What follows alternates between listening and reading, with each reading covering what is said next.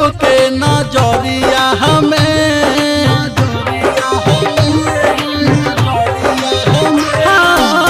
मार कर बैबू बजरिया में धस गइल सबके नजरिया में। ऐसे जो करा बूता आँख जदी मारा बूता दिल बा बेचारा फिसल जाई हो। सीना से अपना दुपट्टा ना गिरे दिहा पगलाई कोमा में चल जाई हो।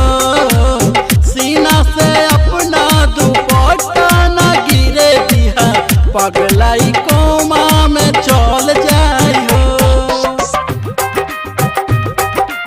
हलकट म्यूजिक रिकॉर्डिंग स्टूडियो नवादा।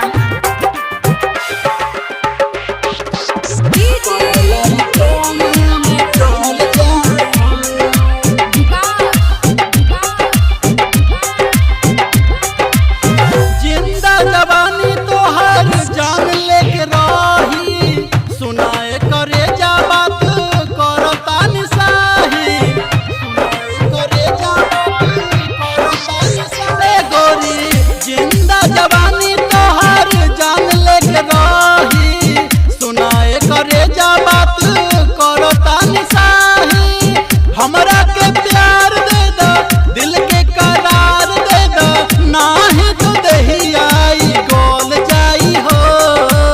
सीना से अपना दुपट्टा ना गिरे दिहा पगलाई कोमा में चल जाई हो। सीना से अपना दुपट्टा ना गिरे दिहा पगलाई कोमा में चल जाई हो। Mix by Parveen Guddu.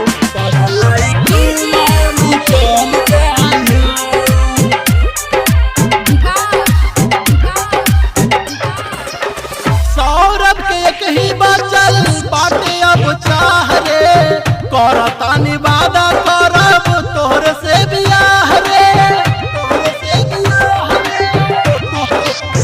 ए गोरी सौरभ के एक ही बचल बाटे अब चाह रे करता निवादा करब तोहर से बियाह रे। परवीन अजितवा काहे राकेश कसबा साहे तोहरा बिना नाही रहल जाई हो।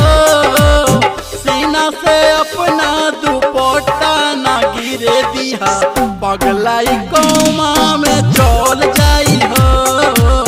सीना से अपना दुपट्टा ना गिरे दिहा पगलाई कोमा में चल जाई हो। मार कर बैबू बजरिया में धस गइल सबके नजरिया हमें। ऐसे जो करा बूता आँख जदी मारा बूता दिल बा बेचारा फिसल जाई हो। सीना से अपना दुपट्टा ना गिरे दिहा पगलाई कोमा में चल जाई हो।